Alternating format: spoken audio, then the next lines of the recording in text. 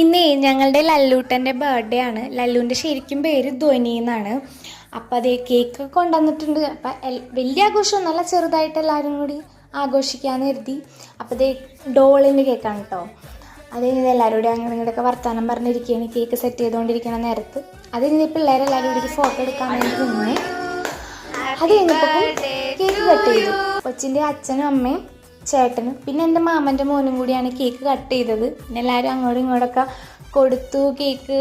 പിന്നെ വല്യമ്മയുടെ സ്പെഷ്യൽ ഒരു ഉമ്മയും കൂടി കൊടുത്തിട്ടുണ്ട്. അത് കഴിഞ്ഞ് എല്ലാവരും കൂടി കേക്ക് കഴിക്കണ ഗിഫ്റ്റ് കൊടുക്കണൊക്കെ തിരക്കായി.